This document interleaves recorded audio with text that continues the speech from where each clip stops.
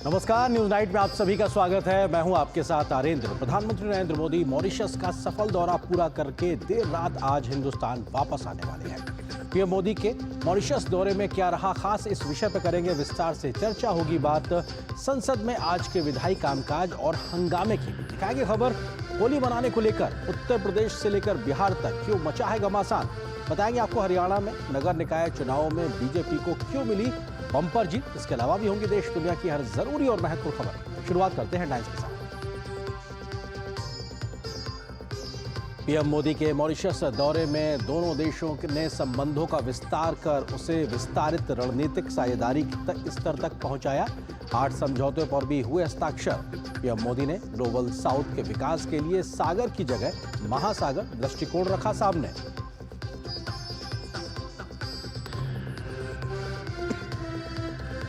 Port Louis में PM Modi ने Mauritius के राष्ट्रीय दिवस समारोह में मुख्य अतिथि के रूप में लिया हिस्सा। मॉरिशस के सर्वोच्च सम्मान से हुए सम्मानित। गंगा तालाब में प्रयागराज के महाकुंभ का जल किया अर्पित।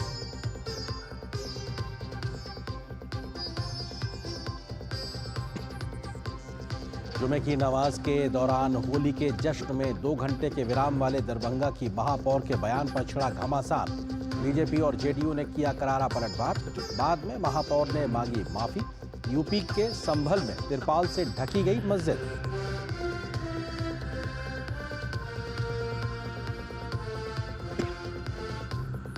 हरियाणा में फिर चली बीजेपी की आंधी। नगर निकाय की 10 सीटों में से बीजेपी ने 9 पर फहराया परचम। 1 सीट पर निर्दलीय की जीत। कांग्रेस का सफाया। सीएम सैनी ने कहा, ट्रिपल इंजन की सरकार पर जनता ने लगाई मोहर।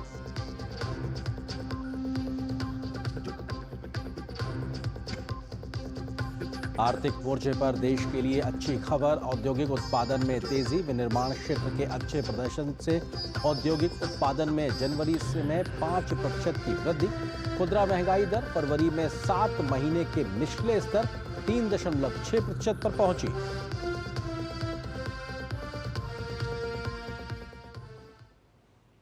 और खबरों पर डालते हैं विस्तार से नजर। प्रधानमंत्री नरेंद्र मोदी ने आज मॉरिशस के प्रधानमंत्री के साथ शिष्टमंडल स्तर की बातचीत की।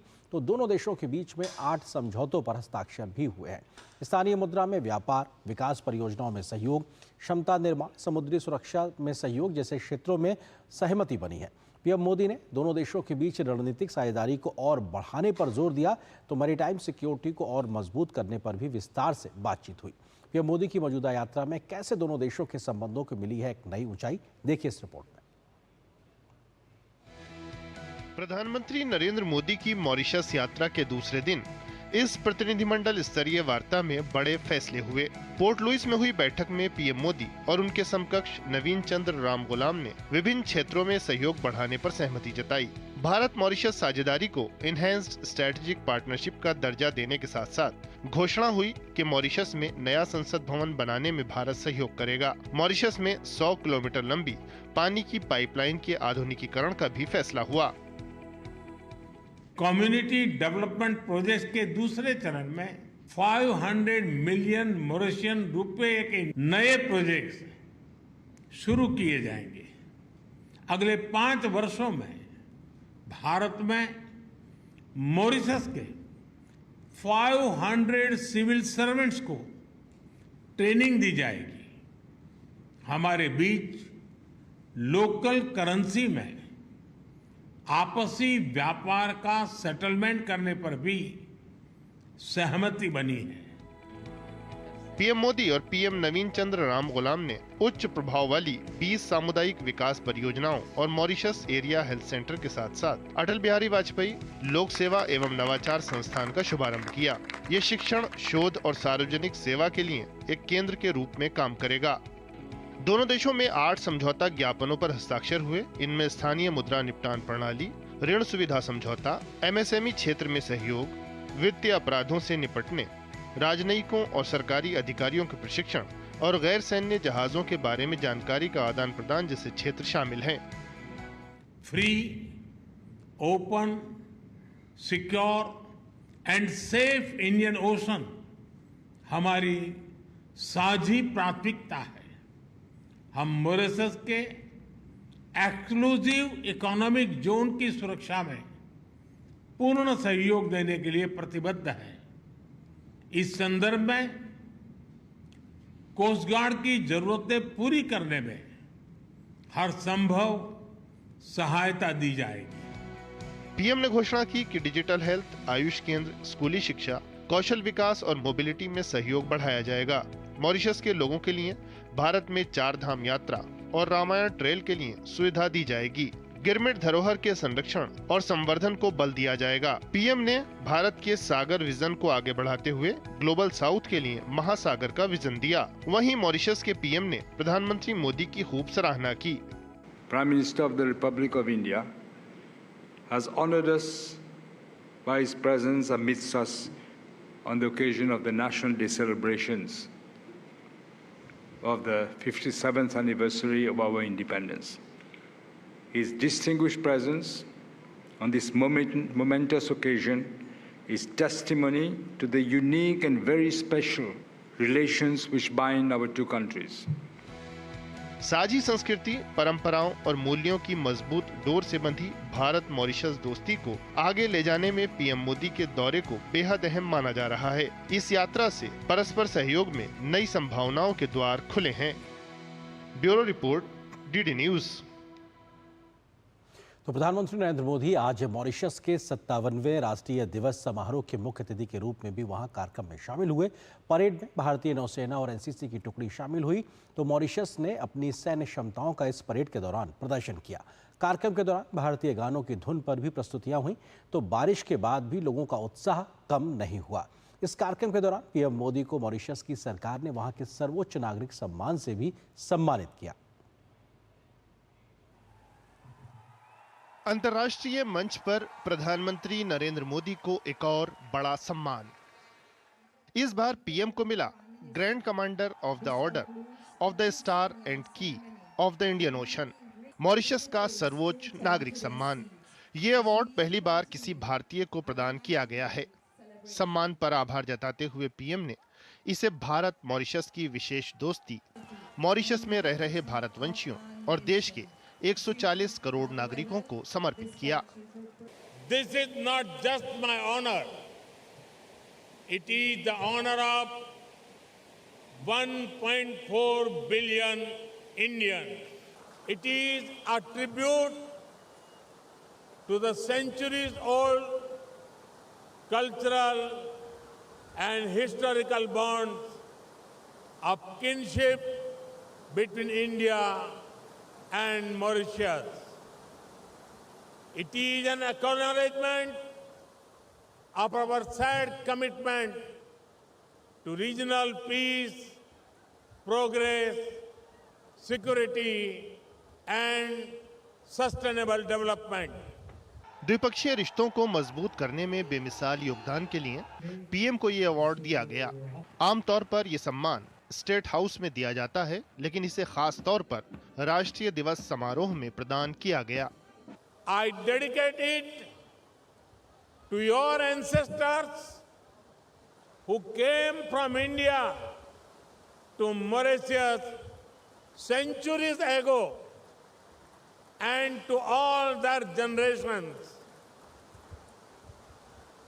Through their hard work, they wrote a golden chapter in the development of Mauritius and contributed to its vibrant diversity.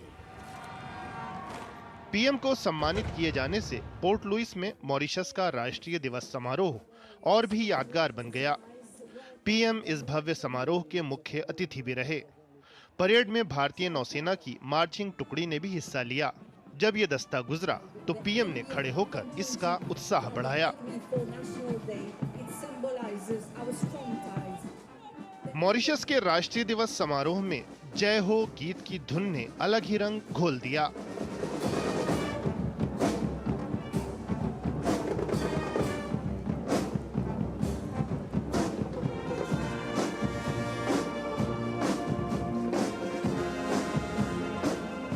इससे पहले प्रधानमंत्री की यात्रा के दूसरे दिन भी शीर्ष हस्तियों से मुलाकातें जारी रहीं। मॉरिशस के पूर्व प्रधानमंत्री प्रविंद कुमार जगन्नाथ ने पीएम मोदी से मुलाकात की। पीएम से मॉरिशस के नेता विपक्ष जॉर्जियस बियरे लेसजोंगर्ड ने भी मुलाकात की। इस दौरान विभिन्न मुद्दों पर विचार विमर्श हुआ। यात्रा के दौरान प्रधानमंत्री के लिए मॉरिशस की जनता का अपार प्रेम भी देखा गया। मॉरिशस की जनता पीएम की एक झलक पाने को बेताब नजर आई। सड़कों पर उमड़े जनसमूह ने हाथों में मॉरिशस के ध्वज के साथ साथ तिरंगे भी उठा रखे थे। Bureau report, DD news.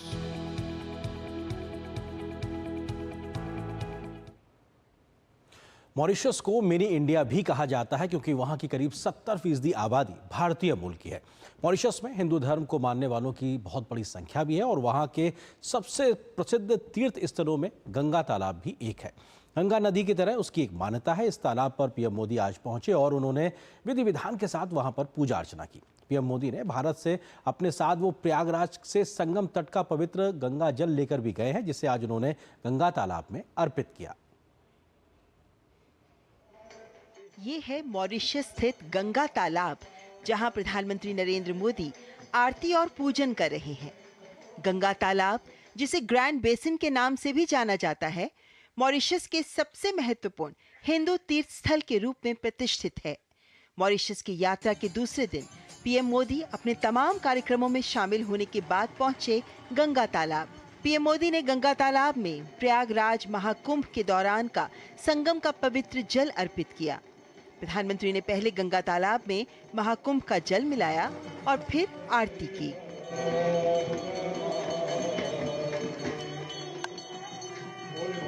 ये ऐतिहासिक अवसर 50 वर्ष बाद आया है, जब गंगा तालाब में एक बार फिर गंगा का पवित्र जल अर्पित किया गया है।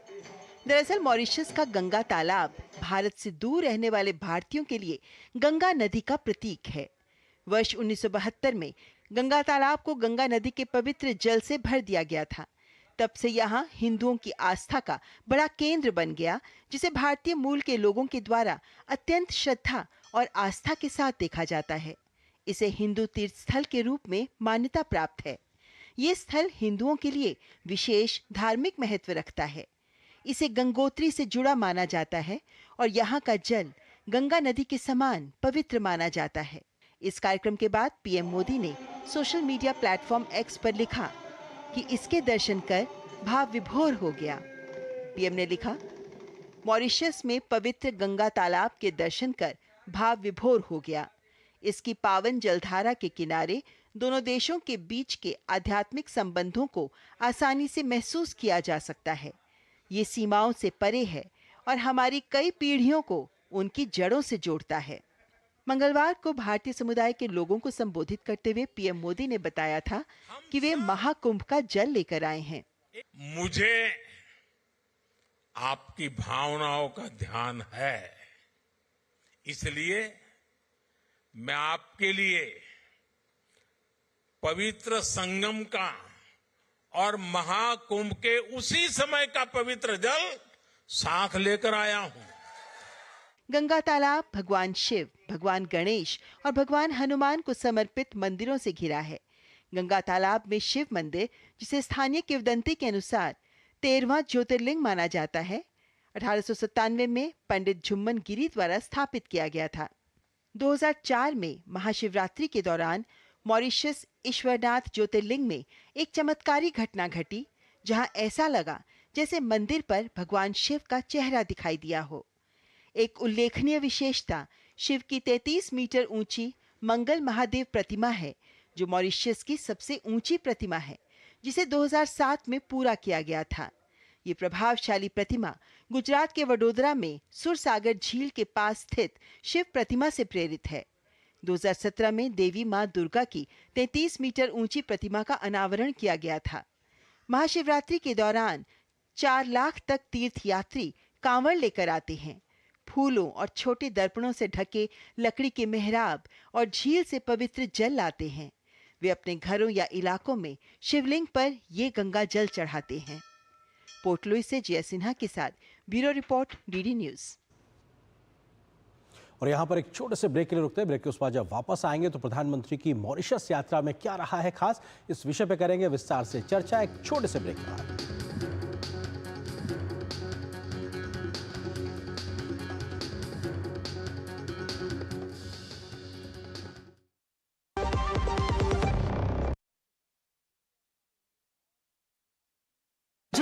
सारा रारा रंग बरसे। केसर से बनी गुजिया महके जब बेसन निकले तलके, लो स्वाद के पूरे गुब्बारे सरसों का तेल जो छलके। होली का जश्न मने जब साथ हो, MDH शरबत और ठंडाई का असली मसाले सच सच MDH। जो लक्ष्य चुना था समझ आने लगा है। GLA यूनिवर्सिटी, उच्च लक्ष्य की निश्चित प्राप्ति। मेरी पसंद, मेरी पसंद, मेरी पसंद, मेरी पसंद, हमारी पसंद। हम सबकी पसंद। मजबूत देश का मजबूत सरिया हो गया स्टील।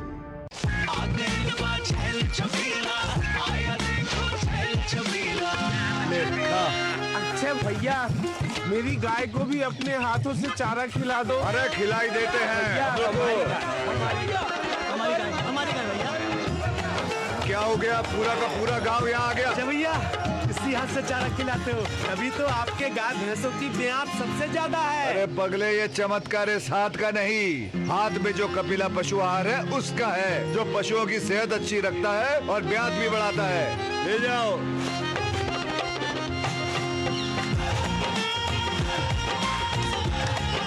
कपिला, देश का नंबर 1 पशु आहार।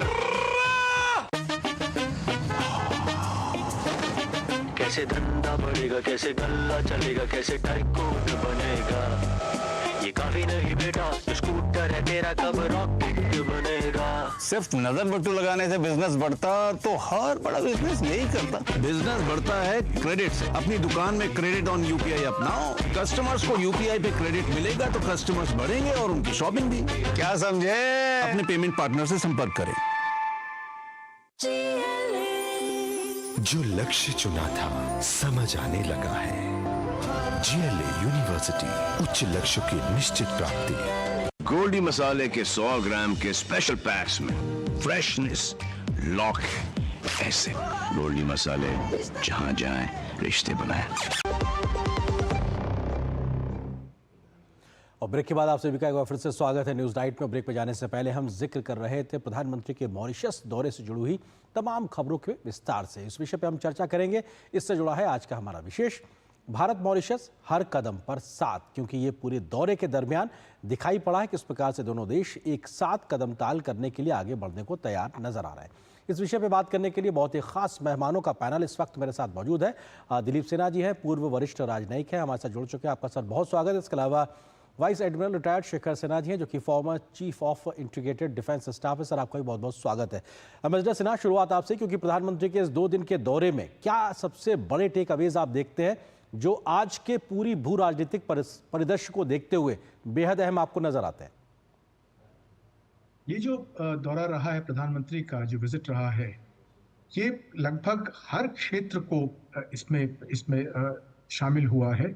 एक और जहां आपने देखा कि सांस्कृतिक दृष्टि से उन्होंने जल मग्न किया वहाँ पे गंगा तालाब में, जो जन संबंध जो भारत और मॉरिशस के लोगों के बीच में है उसे मजबूत किया। उसके साथ साथ जो सामरिक दृष्टि का जो महत्व मॉरिशस का हो गया है हिंद महासागर में, और उसमें जो भारत की रुचि और भारत की जो आवश्यकता है उस पर बहुत बातचीत हुई, उस पर कुछ समझौते भी हुए और भारत ने मॉरिशस को सहायता देने का भी आश्वासन दिया, जो सहायता दे रहा है और जो आगे देगा, ताकि मॉरिशस की जो समुद्री सुरक्षा है, मैरीटाइम सिक्योरिटी है, वो मजबूत हो सके और भारत के जो हित हैं इस इलाके में, और जो हिंद महासागर के जो बाकी देश हैं जिनकी रुचि है इस क्षेत्र में ओपन और फ्री इंडियन ओशन रखने की, उसे मजबूत करने के लिए ये विजिट बहुत ही महत्वपूर्ण रहा है। बिल्कुल। एडमिरल सिन्हा, किस तरह से आप देखते हैं, क्योंकि रक्षा सुरक्षा के लिहाज से देखा जाए तो 2 दिन के दौरे के दरमियान एक बहुत फोकस दिखाई पड़ा, और आज हमने जो MOU साइन हुए उसमें भी वो एक फोकस दिखाई पड़ रहा है। प्रधानमंत्री के स्पीच में भी साफ तौर से मैरीटाइम सिक्योरिटी कहीं ना कहीं फोकस तरीके से दिखाई पड़ रहा है। मौजूदा दौरा इस मसले में कितना कारगर साबित होगा? अरेंद्र जी, आपके प्रोग्राम पर बनाने के लिए बहुत बहुत धन्यवाद। देखिए, ये जैसा कि आपने कहा और एम्बेसडर दिलीप सिन्हा साहब ने कहा, ये काफ़ी महत्वपूर्ण है। उन्होंने बताया मैरीटाइम सिक्योरिटी। तो देखिए, उनका मैरीटाइम जो क्षेत्र है, उनका जो एक्सक्लूसिव इकोनॉमिक जोन है, वो करीब करीब 2.34 मिलियन स्क्वायर किलोमीटर्स है। तो वो काफ़ी बड़ा क्षेत्र है और इनके बहुत सारे आइलैंड्स हैं जहाँ की लोग रहते हैं, कम ही लोग रहते हों। वो करीब करीब पोर्ट लुइस से 1000 किलोमीटर से भी ज़्यादा दूर है। तो जब हम उनको कहते हैं कि हम आपको कोस्ट गार्ड की मदद करेंगे आपको सुरक्षा बढ़ाने के लिए, तो हमारे ख्याल से जो वहाँ पे जो द्वीप हैं, छोटे छोटे आइलैंड्स हैं जहाँ लोग रहते हैं, उसकी सुरक्षा बढ़ाना भी हमारा कर्तव्य हो जाता है। क्योंकि एक छोटा देश है मॉरिशस, उनके पास उतनी कैपेसिटी नहीं है, उतनी कैपेबिलिटी नहीं है। तो हम उस क्षेत्र में बहुत दिनों से उनको मदद कर रहे हैं।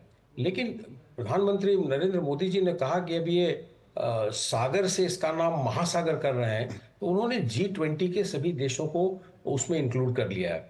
और इसमें निश्चित है कि जो अफ्रीकन यूनियन है, जो कि जिसका कि एक अंग है मॉरिशस और बहुत नज़दीक है अफ्रीकन कॉन्टिनेंट के, तो उनकी भी सुरक्षा के लिए भारतवर्ष के शिप्स जो है अलग अलग से जाते रहे। लेकिन अगर इतना बड़ा कमिटमेंट करना है, ये महासागर का अगर हमें लक्ष्य पूरा करना है, तो हमें अपने शिप्स को वहाँ पे लंबी लंबी दिनों तक वहाँ रखना पड़ेगा। शिप्स हो चाहे सबमरीन हो, तो तभी तो हम उसकी सुरक्षा को बना सकते हैं। दूसरी बात यह है आनंद जी, देखिए, अब जबकि हूथी का अटैक हो रहा था हमारे रेड सी में, तो जितने हमारे करीब करीब 80-90% शिप्स जो है कमर्शियल शिप्स या शिप्स जिसमें कि कुछ अनाज के अलावा कुछ ऊर्जा वाली चीज लिए जा रहे थे, वो अफ्रीका के नीचे से जा रहे थे ताकि वो उस रेड सी को अवॉइड कर सकें। तो वो जो इलाका है जिसको केप ऑफ गुड होप कहते हैं, वहां जाने के लिए मडागास्कर चैनल का रास्ता है और बहुत नजदीक है मॉरिशस के जी। खासकर उनके जो आइलैंड्स हैं एगालगा वगैरह काफी नजदीक है। तो मुझे लगता है कि आने वाले समय में भारतवर्ष को उनके कोस्ट गार्ड को अगालेगा से भी ऑपरेट करने के लिए हर तरह की सहायता पहुंचानी पड़ेगी। बिल्कुल मिस्टर सिन्हा, क्योंकि ये बहुत महत्वपूर्ण है कि आज जो 8 समझौते हुए उसमें लोकल करेंसी में किस प्रकार से व्यवस्था को आगे बढ़ाया जाए, उनके जो कैपेसिटी बिल्डिंग है उसको लेकर हो या फिर जो डेवलपमेंटल प्रोजेक्ट्स चल रहे हैं, ये सारा चीज़ें लगातार एक तरीके से आगे बढ़ने की ओर आगे बढ़ता हुआ दिखाई पड़ रहा है। ये जो पूरा समझौते हैं, ये किस प्रकार का एक नया आधार तैयार करेंगे दोनों देशों के आपसी संबंधों को लेकर, और 2021 में जो एक तरीके से समझौता हुआ था आर्थिक व्यापार को आगे बढ़ाने को लेकर, उसमें कितना मददगार होंगे आगे व्यापार और ट्रेड और इन्वेस्टमेंट को आगे करने को लेकर? देखिए, मॉरिशस का जो महत्व है भारत के लिए आर्थिक क्षेत्र में, वो सबसे बड़ा ये है कि मॉरिशस के रास्ते भारत में जो FDI आता है, विदेशी निवेश आता है, वो मॉरिशस के रास्ते बहुत महत्वपूर्ण रास्ता लेता है और मॉरिशस दूसरा सबसे बड़ा निवेशक है। तो ये धनराशि जो आती है भारत में मॉरिशस की तो नहीं है, लेकिन मॉरिशस के रास्ते आती है। कई कंपनियां वहां पर स्थापित हैं। तो इसलिए भारत के लिए जरूरी है कि मॉरिशस के साथ जो आर्थिक संबंध भारत के हैं वो मजबूत हों, ताकि फाइनेंशियल क्राइम कंट्रोल हो सके। और इस प्रकार के आर्थिक संबंध के साथ साथ जो व्यापारिक संबंध हैं भारत के मॉरिशस के साथ, जो पहले से मजबूत रहे हैं, लेकिन उन्हें और मजबूत करने की जरूरत है। आपने देखा होगा कि पिछले वर्ष चीन के साथ मॉरिशस ने फ्री ट्रेड एग्रीमेंट साइन किया है। तो भारत के लिए भी आवश्यक है कि अपना ट्रेड व्यापार जो है मॉरिशस के साथ बढ़ाए, ताकि भारत मॉरिशस के जो आर्थिक संबंध है उसके साथ साथ व्यापारिक संबंध भी मजबूत रहें, क्योंकि वो एक प्रकार से मजबूती देंगे जो सामरिक दृष्टि से जो महत्व है मॉरिशस का, और जो हम सैन्य सहायता देना चाहते हैं उसके साथ साथ व्यापार की दृष्टि से मॉरिशस को हम एक जो व्यापार है द्विपक्षीय उसे बढ़ाएं, ये बहुत ज़रूरी है। और इस दृष्टि से ये जो रूपी ट्रेड का जो बात चली है वो बहुत महत्वपूर्ण है। और भारतीय जो रुपया है उसका जो अंतर्राष्ट्रीयकरण का जो प्रयास हो रहा है, उसमें एक बहुत अहम कदम होगा ये कि मॉरिशस के साथ भारत का जो व्यापार है वो कुछ हद तक रुपए में हो सके।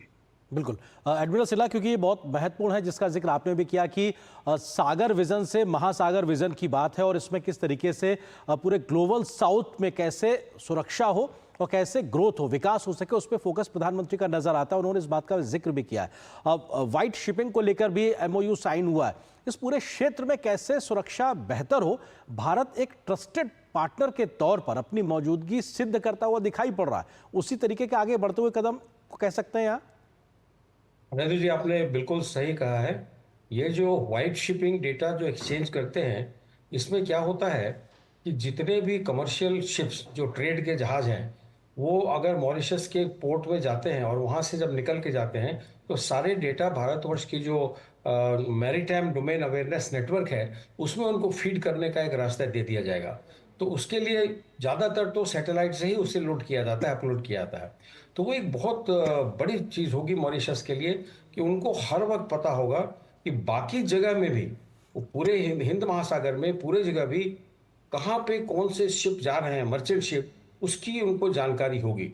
और उसमें अगर कोई जान पहचान का जहाज नहीं दिखता, अगर उसको नहीं पहचान सकते हैं, तो उसको तुरंत ही कोस्ट गार्ड के उनके बोट्स हैं, चाहे अगर भारतीय नौसेना की कोई बोट वहाँ पे ड्यूटी पर हैं, तो वो उसको इंटरसेप्ट करके उसका अता पता ले सकते हैं कि कहीं वो पायरेसी के लिए तो नहीं आ रहा है, कहीं वो चोरी करने के लिए तो नहीं आ रहा है, कहीं वो तस्करी तो नहीं कर रहा है, कहीं वो टेररिस्ट तो लेके नहीं जा रहा है इसलिए छुपने की कोशिश कर रहा है। तो ये सुरक्षा जो है, और खासकर आपको याद होगा आनंद जी कि सोमालिया के पायरेट्स ने निकलकर उस क्षेत्र में काफी तहलका मचाया हुआ था। अभी भले कम हो जी, लेकिन वहां से जब जहाजों को हाईजैक करना चाहते हैं तो बिल्कुल उसको दक्षिण की तरफ ले आते हैं, जो कि वो मॉरिशस के काफी नजदीक होता है। तो ये एक बहुत बड़ा है, बहुत बड़ा कार्य हुआ है। और अगर वो समझौता भी अगर हो गया है, अभी तो पूरी बातें बाद में पता लगेंगी, लेकिन मेरे ख्याल से वहां पर पेट्रोलिंग करना आगालेगा से लेकर मडागास्कर चैनल तक ये अत्यंत ही आवश्यक हो जाएगा अगर हमें सभी G20 के देशों में अफ्रीकन यूनियन की अगर हमें सुरक्षा देखनी है। एम्बेसडर सिन्हा, किस तरह से आप इस बात को देखते हैं कि प्रधानमंत्री की इस यात्रा में विरासत भी दिखाई पड़ी और विकास भी दिखाई पड़ा? विरासत इस लिहाज से भी कि जो सदियों पुराने जो जड़ हैं हमारे भारत की, वहां से जुड़ी हुई, वो एक कनेक्शन प्रधानमंत्री का दिखाई पड़ा, जिसमें भोजपुरी कनेक्शन साफ तौर पे दिखाई पड़ा। इसके बाद में आध्यात्म का पुट भी दिखाई पड़ा। साथ ही साथ विकास में कैसे मिलके कदम ताल आगे किया जाए, ये दोनों चीजें जो भारत में प्रधानमंत्री की सोच और एक मूल सिद्धांत है, विरासत भी विकास भी, वो हमें मॉरिशस में भी इस यात्रा के दरमियान दिखाई पड़ा है। हाँ बिल्कुल, मॉरिशस में जो भारतीय मूल के लोग हैं उनका भारत के साथ संबंध बहुत ही मजबूत है और भारतीय संस्कृति को, अपनी संस्कृति को उन्होंने भारत के विभिन्न प्रांतों की संस्कृति को, न केवल बिहार और उत्तर प्रदेश के बल्कि आंध्र प्रदेश के, तमिलनाडु के, इस संस्कृति को उन्होंने बहुत संजो कर रखा है और उससे बहुत मजबूत किया है। वहाँ पर उन्होंने, वहाँ पर जो स्थानीय जो वहाँ के स्थल हैं उनको उन्होंने जोड़ा है भारत के साथ, ताकि वो अपनी संस्कृति को वैसे ही संभाल कर रख सकें जैसा कि वो भारत में जैसे जब रहते थे तब था। और तो इस सांस्कृतिक संबंध को प्रधानमंत्री ने मजबूत किया है। और साथ साथ विकास की दृष्टि से जो संस्थाएं, जो प्रोजेक्ट्स भारत चला रहा है वहां पर, उनको मजबूत कर रहे हैं हम। तो एक और जहां हम सुरक्षा की दृष्टि में संबंध मजबूत कर रहे हैं, वहीं जो विकास की दृष्टि से जो प्रोजेक्ट्स हमारे वहां पर हैं, और कई प्रोजेक्ट्स हैं वहां पे जो चलाए जा रहे हैं, उससे न केवल सामाजिक विकास वहां का होगा और शैक्षिक विकास होगा, बल्कि साथ साथ आर्थिक विकास और भारत के साथ व्यापार भी मजबूत होने की उम्मीद है। जी, एडमिरल सिन्हा, प्रधानमंत्री नरेंद्र मोदी को वहां पे जो उनका हाईएस्ट सिविलियन अवार्ड है वो दिया गया है और ये दिखाता है कि प्रधानमंत्री की एक वैश्विक नेता के तौर पर जो उनका एक्सेप्टेंस है, स्वीकारता है, वो ग्लोबली किस तरीके से बढ़ती हुई दिखाई पड़ रही है। हम स्ट्रेटेजिकली अगर बात कर रहे थे किस तरीके से प्रधानमंत्री मोदी के एक नेता के तौर पर दुनिया में एक छवि लगातार बढ़ी है कि आखिर वो शांति के दूत के तौर पर दिखाई पड़ रहा है। भारत और मॉरिशस जब अपनी स्ट्रेटेजिक पार्टनरशिप को एनहेंस करने की बात करते हैं तो शायद ये प्रधानमंत्री के अपने ओवरऑल उनका जो एक ऑरा है या उनकी जो एक शख्सियत है उसको भी एक बड़े स्तर पर विश्व के पटल पर स्थापित करता है। बिल्कुल ठीक कह रहे हैं। प्रधानमंत्री मोदी की जो एक छवि है, उनका जो एक ऑरा जिसको कहते हैं, जो पर्सनैलिटी है, उसकी वजह से हमारी जो फॉरेन पॉलिसी को बढ़ावा मिला है पिछले 10-12 साल में, वो काफ़ी सराहनीय है। ऐसा नहीं कि हमारी फॉरेन पॉलिसी बहुत अच्छी थी, लेकिन उनका अपना एक पर्सनल जो एक अपीयरेंस है, जिस तरह से वो लोगों से कनेक्ट करते हैं, तो उससे देखा गया है कि ये लोगों के अभी दुनिया के सबसे पॉपुलर लीडर हैं। अगर आप देखें, अगर किसी नेट पे चले जाएं तो सबसे ज़्यादा पॉपुलर लीडर हैं विश्व के। तो इस सिलसिले में अगर हम देखें तो मॉरिशस ने जो इनको हाईएस्ट सिविलियन अवार्ड दिया है, बहुत सारे देशों ने दिया है। हमारे ख्याल से 12-13 देशों ने उनको दे रखा है। 21 हो गया, ये संख्या 21 हो गई है। क्षमा कीजिएगा जी, आप ठीक, आपको ठीक पता होगा। जी। तो 21 हो गया है, अभी संख्या हो गई है। तो उनका दिनों दिन, और ये उनकी देखिए, ये तीसरा कार्यकाल है मोदी साहब का। ये 15वें साल में अब प्रवेश कर गए हैं। 10 साल हो गया अभी, अब से लेके 15 साल तक। तो अभी जो उन्होंने प्रगति की है, इस बार भारत के प्रगति के साथ साथ बाकी अपने पड़ोसियों को, G20 के देशों को साथ लेने की जो एक उनकी तमन्ना है, वो एक अभी दिखाई पड़ रहा है कि अब वो सफल होता जा रहा है। क्योंकि आप मॉरिशस पहुंच गए हैं, बिल्कुल हिंद महासागर के बीच में। अब वहां से मडागास्कर है, वहां से तंजानिया है, वहां से ईस्ट कोस्ट ऑफ अफ्रीका है। तो इंडो पैसिफिक का जो क्षेत्र है अरिंद्र जी, वो वहीं से शुरू होता है, अफ्रीका के ईस्ट कोस्ट से लेकर दूसरी तरफ हमारा मलाक्का स्ट्रेट की तरफ। तो उनकी जो अपनी एक छवि है विश्व में, वो बढ़ती जा रही है, और मुझे ऐसा लगता है कि अभी और बढ़ेगी।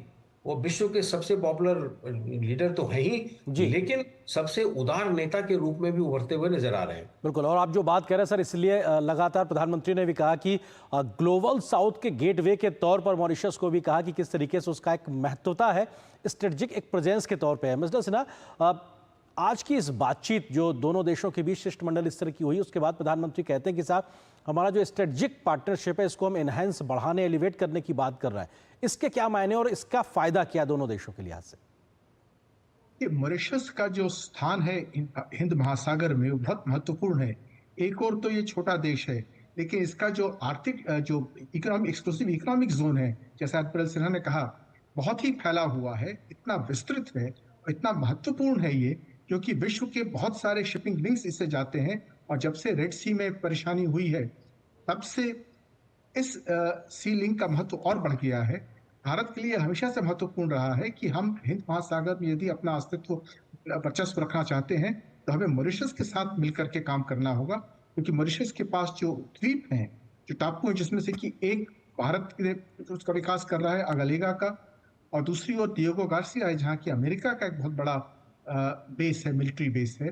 तो इन सबसे हिंद महासागर की जो फ्रीडम ऑफ नेविगेशन है, और जो उसकी जो सिक्योरिटी है, जो कि हिंद महासागर में जो फैले हुए सारे देश हैं, पश्चिमी पूर्वी अफ्रीका के देश, भारत, और यहाँ तक कि नीचे ऑस्ट्रेलिया तक, सारे देशों के लिए ये हिंद महासागर जो है बहुत महत्वपूर्ण है। और उसमें भारत का मॉरिशस के साथ सहयोग होना, सामरिक सहयोग होना और आर्थिक सहयोग होना बहुत महत्वपूर्ण है इस क्षेत्र के विकास के लिए और इस क्षेत्र की सुरक्षा के लिए। जी एडमिरल सिन्हा, क्योंकि स्ट्रेटेजिक पार्टनरशिप को आगे बढ़ाने की बात प्रधानमंत्री कहते हैं, और जब एक देश का नेता दूसरे देश जाता है तो ये दो देशों के संबंधों पे तो होता ही है, लेकिन इन दोनों देश के नेता क्या बात करते हैं, क्या सहयोग करते हैं, इसका एक ग्लोबल एक मैसेज भी होता है। उसको आप किस तरह से देख रहे हैं एडमिरल सिन्हा? नहीं, बिल्कुल ठीक कह रहे हैं, क्योंकि हमारे जो उत्तर में जो हमारे एडवर्सरी हैं, वो इन आइलैंड्स के ऊपर नज़र गड़ा के बैठे हुए हैं। सेशल्स में हमने उनको जब मदद करना चाहा था, तो उन्हीं की वजह से, उनके इंटरफेरेंस की वजह से वो नहीं हो पाया था। तो अब ये देखना है कि अब ये हम इसको कहाँ तक आगे ले जा सकते हैं।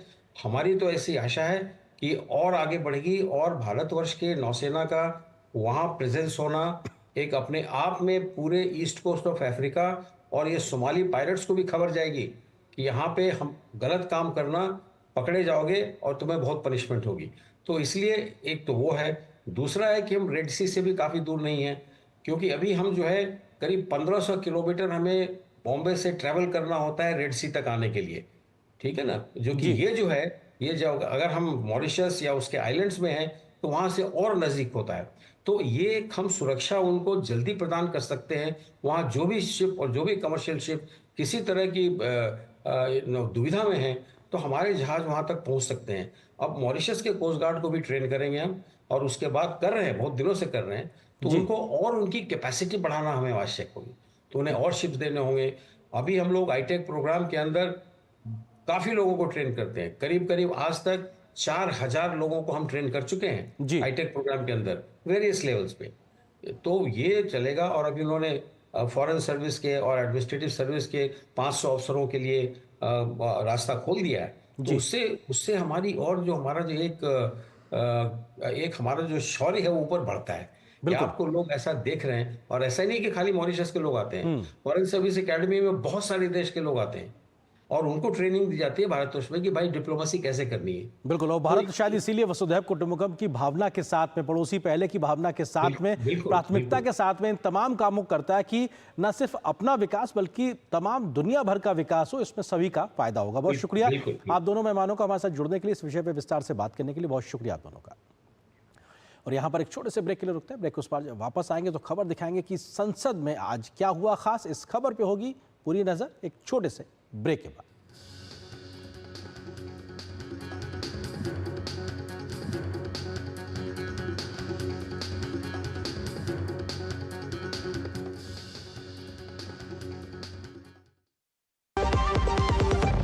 लो स्वाद के पूरे गुब्बारे, सरसों का तेल जो छलके, MDH मसालों के संग मजा लो इस अंगड़ाई का। होली का जश्न मने जब साथ हो, MDH शरबत और ठंडाई का। MDH कैसे धंधा बढ़ेगा, कैसे गल्ला चलेगा, कैसे टाइकून बनेगा, ये काफी नहीं बेटा, स्कूटर है तेरा कब रॉकेट बनेगा। सिर्फ नींबू मिर्ची लगाने से बिजनेस बढ़ता तो हर बड़ा बिजनेस यही करता। बिजनेस बढ़ता है क्रेडिट से। अपनी दुकान में क्रेडिट ऑन यूपीआई अपनाओ, कस्टमर्स को यूपीआई पे क्रेडिट मिलेगा तो कस्टमर्स बढ़ेंगे और उनकी शॉपिंग भी। क्या समझे? अपने पेमेंट पार्टनर से संपर्क करें। जो लक्ष्य चुना था समझ आने लगा है। GLA यूनिवर्सिटी, उच्च लक्ष्य की निश्चित प्राप्ति। जन जन का रखे ध्यान, टीबी मुक्त भारत अभियान। पौष्टिक आहार है टीबी के खिलाफ सबसे बड़ा हथियार। पौष्टिक आहार से उपचार परिणाम बेहतर होते हैं और स्वास्थ्य में तेजी से सुधार आता है। इसीलिए तो निक्षय पोषण योजना के अंतर्गत इलाज के दौरान हर रोगी को मिलते हैं 1000 रुपए प्रति माह पोषण सहायता के रूप में, और सभी टीबी रोगियों के लिए न्यूट्रिशन सप्लीमेंट देने का प्रावधान है। साथ ही टीबी रोगियों के इलाज के दौरान हजारों निक्षय मित्र उन्हें पोषण किट प्रदान करते हैं। आप भी निक्षय मित्र बनकर टीबी रोगियों की सहायता कर सकते हैं। अधिक जानकारी के लिए nikshay.in पर जाएं। आइए हम सब साथ मिलकर देश को टीबी मुक्त बनाएं। निक्षय मित्रों से मिली शक्ति टीबी के मरीजों को नई ऊर्जा दे रही है। स्वास्थ्य एवं परिवार कल्याण मंत्रालय द्वारा जनहित में जारी। जब धरती चीर कर निकलता है लोहे का पत्थर और मिलता है मोंगिया के जोश से, फिर तपता है, पिघलता है और बनता है फौलाद। अब होता है सरिया सारी खूबियों के साथ। मोंगिया स्टील, मजबूत देश का मजबूत सरिया। गोल्डी मसाले के 100 ग्राम के स्पेशल पैक्स में फ्रेशनेस, लॉक, एसिड। गोल्डी मसाले, जहां जाएं रिश्ते बनाएं। और ब्रेक के बाद अब खबर संसद से। संसद में आज भी जहां हंगामा देखने को मिला तो विधायी कामकाज भी हुआ। लोकसभा में ऑयल फील्ड के विनियमन से जुड़ा एक बिल चर्चा के बाद पास हो गया, तो राज्यसभा में रेलवे मंत्रालय के कामकाज पर विस्तार से चर्चा देखने को मिली। दोनों सदनों में तमाम सांसदों ने सरकार से सवाल जवाब किए, तो विपक्षी दलों ने लोकसभा में प्रश्नकाल के दौरान सदन से वॉकआउट भी किया। कैसा रहा संसद में आज का दिन, देखिए इस रिपोर्ट में। संसद के दोनों सदनों में बुधवार को जमकर कामकाज हुआ। दोपहर बाद लोकसभा में विधायी कामकाज को लेकर प्रगति हुई। चर्चा के बाद ऑयल फील्ड के विनियमन से जुड़ा बिल पारित किया गया। यह विधेयक तेल क्षेत्र अधिनियम 1948 में संशोधन के लिए लाया गया था, जिसके तहत प्राकृतिक गैस और पेट्रोलियम की खोज और निकासी को नियंत्रित करता है। विधेयक में निकासी पट्टा देने का प्रावधान है। And I can say that our long-term strategy for energy security revolves around the trilemma of availability, affordability and sustainability. And so far we have navigated all three, availability, affordability and sustainability, I think very successfully under the Honorable Prime Minister's very bold and upfront and decisive leadership. इससे पहले शून्यकाल में लोकसभा में कई सांसदों ने अपने मुद्दे उठाए। 1951 में हमारे यहाँ आदिवासियों की संख्या 45% थी। मानिकम टैगोर जी, हंसने वाली बात नहीं है, सीरियसली सोचिए जरा। और जब 2011 की जनगणना हुई संथालपुरना में, आदिवासियों की जनसंख्या केवल और केवल 28% है। मुसलमान की जनसंख्या जो 9% थी 1951 में, आज 2011 की जनगणना के बाद वो 24% है। बात राज्यसभा की करें तो दोपहर बाद रेलवे मंत्रालय के कामकाज पर चर्चा की गई, जिसमें कई सदस्यों ने हिस्सा लिया। Our government has reaffirmed its unwavering commitment to the transforming Indian Railways into a world-class network. The introduction of 136 Vande Bharat trains, 100 Amrit Bharat trains, 50 Namo Bharat rapid rail services. दोनों सदनों में कई अहम सवालों के उत्तर भी दिए गए। लोकसभा में केंद्रीय मंत्री प्रहलाद जोशी ने बताया कि भारत रिन्यूएबल ऊर्जा में तय लक्ष्य को हासिल कर लेगा, जबकि राज्यसभा में केंद्रीय मंत्री ललन सिंह ने गोकुल मिशन की सफलता का जिक्र करते हुए बताया कि दुग्ध उत्पादन में भारत नंबर 1 है। ओवरऑल 75 गीगावाट्स इन 2014 से आज हमने 222 गीगावाट तक पहुंच गए। ये बहुत बड़ा जंप है। फर्स्ट ऑफ ऑल ये तो अप्रिशिएट करना चाहिए। 2014 तक हमारे देश का पूरा दूध का उत्पादन 146.31 मिलियन टन था। आज 10 वर्षों के अंदर में हमारा 63.5% ग्रोथ है और इस साल हमारा 239.30 मिलियन टन ग्रोथ हुआ है। गौरतलब है कि सत्र के दौरान सत्ता और विपक्ष के बीच नोकझोंक भी देखने को मिल रही है। कांग्रेस सहित इंडी के दलों ने लोकसभा में प्रश्नकाल के दौरान सदन से वॉकआउट भी किया। शैलेंद्र मिश्र और नीरज सिंह के साथ कुमार आलोक, डीडी न्यूज। और यहाँ पर एक और छोटे से ब्रेक ले रुकते हैं। ब्रेक के बाद जब वापस आएंगे तो आपको खबर दिखाएंगे होली और नवाज पर क्यों मचा है सियासी बवाल। इस खबर पे होगी नजर छोटे से ब्रेक के बाद।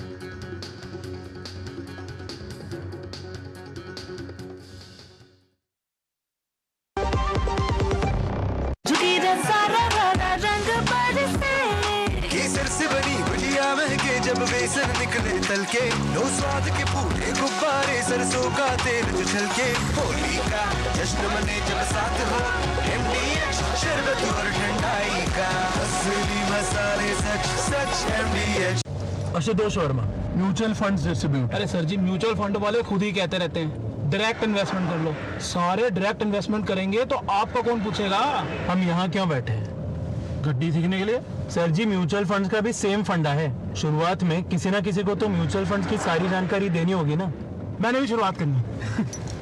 आप भी मेरी तरह म्यूचुअल फंड्स डिस्ट्रीब्यूटर बन सकते हैं। जानिए कैसे mfdkareshuru.com पर। तो करें शुरू। श्रीमती दिया, इंदु कुमारी, मीराबेन, मिर्जा बानो, सारे लोन अप्रूव।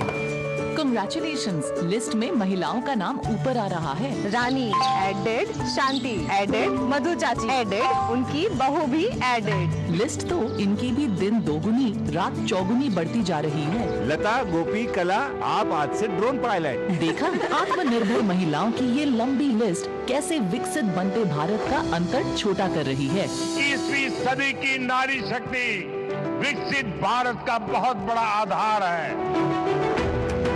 बधाई हो विकास में नारी की भागीदारी की। बधाई हो 8 मार्च अंतर्राष्ट्रीय महिला दिवस की। जो लक्ष्य चुना था समझ आने लगा है। GLA यूनिवर्सिटी, उच्च लक्ष्यों की निश्चित प्राप्ति। मेरी पसंद, मेरी पसंद, मेरी पसंद, मेरी पसंद, हमारी पसंद, हम सबकी पसंद। मजबूत देश का मजबूत सरिया मोंगिया स्टील। गोल्डी मसाले के 100 ग्राम के स्पेशल पैक्स में फ्रेशनेस लॉक ऐसे। गोल्डी मसाले, जहां जाएं रिश्ते बनाएं। और ब्रेक के बाद आप सभी का एक बार फिर से स्वागत है न्यूज़ नाइट में। और खबरों में आगे बढ़े उससे पहले नजर डालते हैं कि अभी तक बुलेटिन में किन बड़ी खबरों से हमने आपको रूबरू कराया है। प्रधानमंत्री की मॉरिशस यात्रा के बारे में हमने आपको विस्तार से खबर दिखाई। पीएम को मिला एक और बड़ा सम्मान मॉरिशस में, इस बात का भी हमने जिक्र किया। और संसद में क्या कुछ हुआ है, आज बड़ा काम, इन तमाम बड़ी खबरों को हमने आपके साथ साझा किया है। और अब आगे बढ़ते हैं और कुछ और बड़ी खबरों से आपको रूबरू कराते हैं। इस बार होली का त्यौहार शुक्रवार यानी जुमे के दिन पड़ रहा है, जिसको लेकर यूपी से लेकर बिहार तक रस्साकशी देखी जा रही है। जुमे के दिन होली किस तरह मनाई जाए, किस समय मनाई जाए, इसको लेकर आ रहे राजनीतिक दलों के नेताओं के बयानों के बाद विवाद बढ़ गया है। होली के दिन संवेदनशीलता को देखते हुए सभी जिलों में पुलिस प्रशासन भी सतर्क है और अलर्ट मोड पर है। कई प्रकार के एहतियाती कदम भी उठाए जा रहे हैं, तो सभी पक्षों से शांति व्यवस्था बनाए रखने की अपील भी की जा रही है। होली और जुमे पर बयान, मचा सियासी घमासान। कहीं होली पर रोक की मांग तो कहीं मस्जिदों पर तिरपाल। इस बार होली और जुमे की नमाज एक ही दिन पढ़ने को लेकर विवादित बयानों ने सियासी पारा चढ़ा दिया है। उत्तर प्रदेश से बिहार तक विवादित बयानों ने विवाद पैदा कर दिया है। होली खेलने को लेकर दरभंगा के मेयर अंजुम आरा का अजीबोगरीब विवादित बयान सामने आया। दरअसल होली के मद्देनजर बुलाई गई शांति समिति की बैठक में अंजुम आरा ने दोपहर 12:30 बजे से 2 बजे के बीच होली खेलने पर रोक लगाने की बात कही। इसके बाद अंजुम आरा का चौतरफा विरोध शुरू हो गया। भाजपा ने अंजुम आरा को हटाने की बात कही तो जेडीयू ने कहा कि अपना त्योहार मनाने का अधिकार सभी को है। हालांकि विवाद बढ़ने पर दरभंगा मेयर ने कहा कि अगर किसी की आस्था को ठेस पहुंची है तो मैं उस पर खेद व्यक्त करती हूं।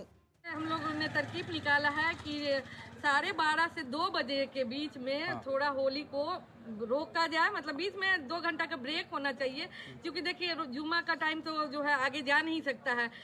संपूर्ण जगह पर होली होगा, जिनको पसंद नहीं है वो परहेज करें। और राजद और कांग्रेस के लोग, वामपंथ के लोग कहाँ हैं? उनके मुंह में क्यों दही जम गई है? वो जो आग लगाना चाह रही हैं वो आग नहीं लगेगा। ऐसे लोगों पर सख्त से सख्त कार्रवाई करे प्रशासन। जिला प्रशासन बिल्कुल मुस्तैद है, राज्य सरकार संवेदनशील है, राज्य मुख्यालय कार्यरत है और पहले भी किसी की हिमाकत नहीं हुई है कि माननीय नीतीश कुमार जी के कार्यकाल में कोई सामाजिक और सांप्रदायिक सौहार्द बिगाड़ दे।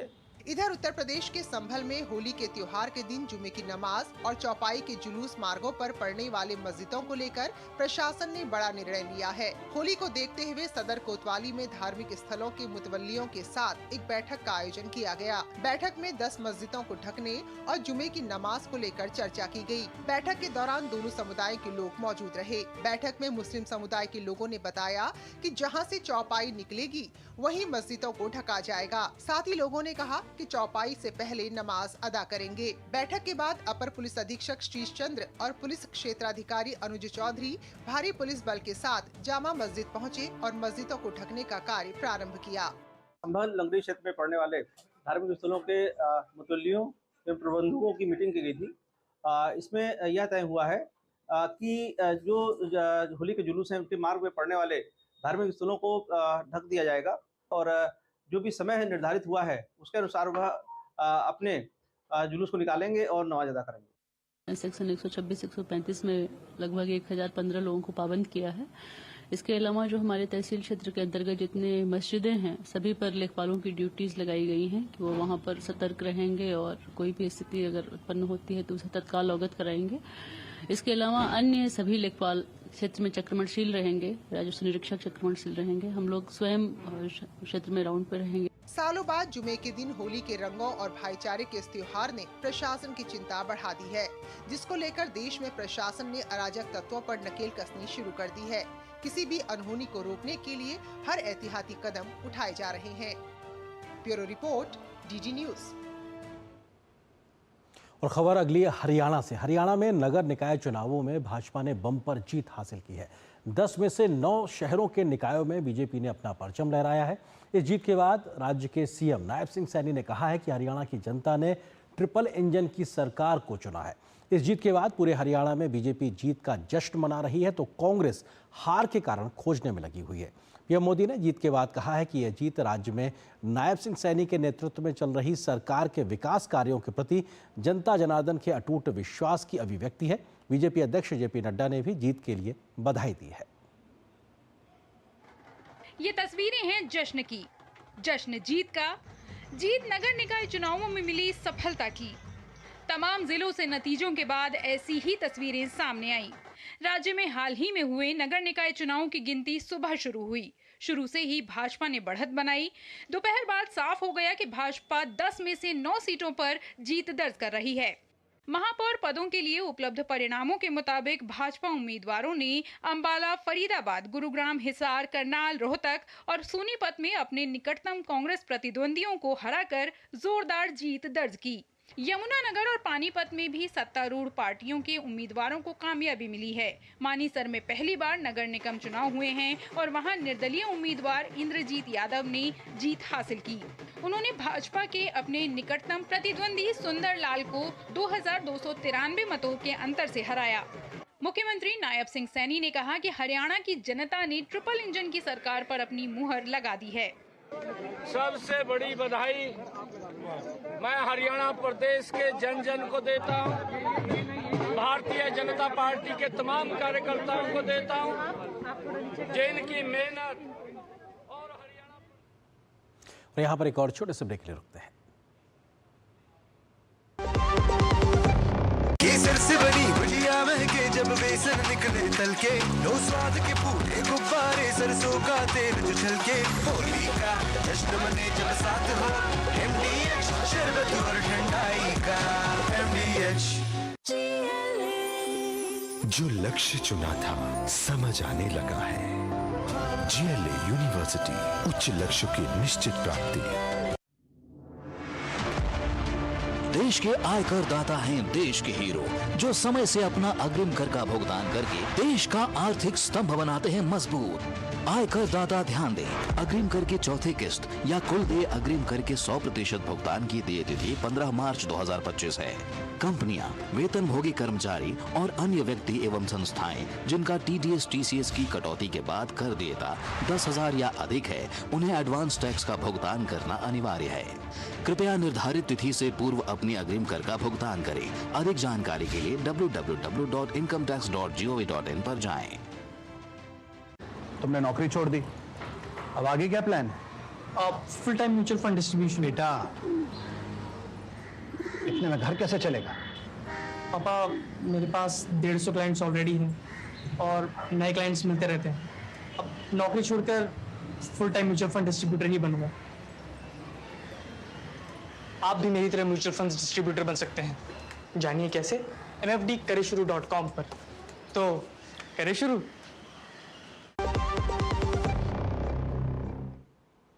महंगाई के मोर्चे पर अच्छी खबर सामने आई है। भारत में खुदरा महंगाई दर फरवरी में 7 महीने के निचले स्तर 3.6% पर आ गई है।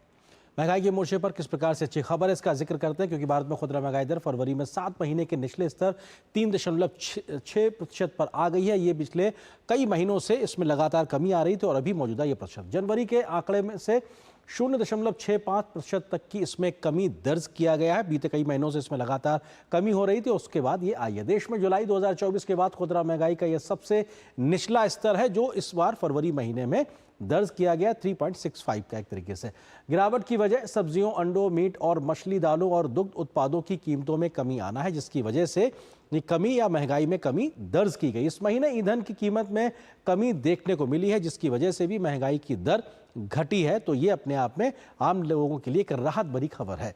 महंगाई दर गिरने से केंद्रीय बैंक के पास आर्थिक विकास दर को बढ़ाने का मौका होता है, ताकि वो उसको विस्तार दे सके। अधिक नौकरियां पैदा करने के लिए ब्याज दरों में कटौती की भी पर्याप्त जगह होती है, यानी कि अर्थव्यवस्था को हर लिहाज से फायदा होता है अगर महंगाई में कमी आती है और आम लोगों की जेब में एक तरीके से पैसे बचते हुए दिखाई पड़ते हैं। वहीं आर्थिक मोर्चे पर देश के लिए एक और अच्छी खबर यह है कि देश में औद्योगिक उत्पादन में तेजी दर्ज की गई है। विनिर्माण क्षेत्र के अच्छे प्रदर्शन से औद्योगिक उत्पादन में इस साल जनवरी से 5% की वृद्धि हुई है। औद्योगिक उत्पादन सूचकांक के संदर्भ में मापा जाने वाला औद्योगिक उत्पादन जनवरी 2024 में 4.2% उसमें बढ़ गया है। सरकार ने दिसंबर 2024 में 3.2% वृद्धि की अस्थायी अनुमान को संशोधित कर 3.5% कर दिया गया। तो एक तरीके से ये आप आंकड़े देख सकते हैं कि किस प्रकार से इसमें संशोधन किया गया था और विनिर्माण गतिविधियां एक तरीके से बढ़ी हैं। इसका फायदा देश की औद्योगिक उत्पादन के लिहाज से आगे बढ़ता दिखाई पड़ रहा है। औद्योगिक उत्पादन सूचकांक के संदर्भ में मापा जाता है औद्योगिक उत्पादन, और बीते साल नवंबर में IIP वृद्धि दर 5% थी। जनवरी 2025 में विनिर्माण क्षेत्र का उत्पादन 5.5% बढ़ा, जो एक साल पहले इसी महीने में 3.6% बढ़ा था। बुनियादी ढांचा और निर्माण उत्पादों में जनवरी 2025 में 7% की वृद्धि दर्ज की गई। तो ये अपने आप में लगातार अर्थव्यवस्था के मोर्चे पर दूसरी अच्छी खबर है जो बताती है कि देश में औद्योगिक उत्पादन अपने आप में बढ़ता हुआ नजर आ रहा है।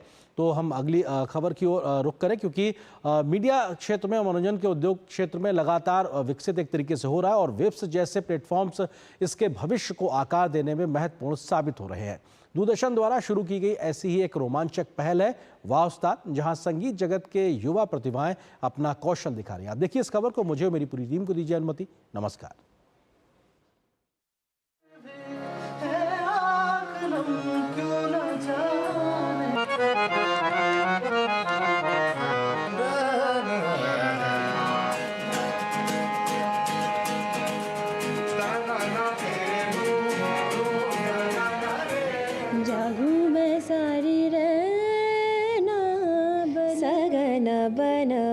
भारत का मीडिया और एंटरटेनमेंट जगत लगातार बड़े बदलाव का गवाह बन रहा है। इस बदलाव में वेव्स भी एक अहम भूमिका निभा रहा है। इस भव्य मंच पर युवा प्रतिभाओं के लिए गायन प्रतियोगिता वाह उस्ताद एक बेहतरीन अवसर के रूप में उभरी है। उत्साह से लबरेज प्रतिभागी इस प्रतियोगिता में अपनी चमक बिखेर रहे हैं। वाह उस्ताद एक बहुत ही अच्छा प्लेटफॉर्म है जिससे आगे सीखने को बहुत कुछ मिलेगा। I am very happy and thank you waves. बहुत कुछ सीखेंगे और एक एक्सपीरियंस लेके जाएंगे। We are extremely honored and grateful and thankful to Doordarshan, Ministry of Information and Broadcasting for bringing out an initiative like Waves and also for making us the Gharana part of it.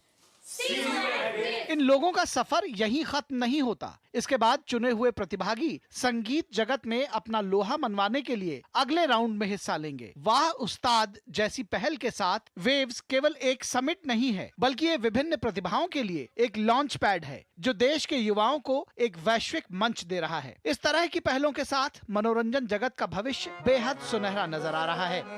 Siddharth Bhardwaj की report, DD news.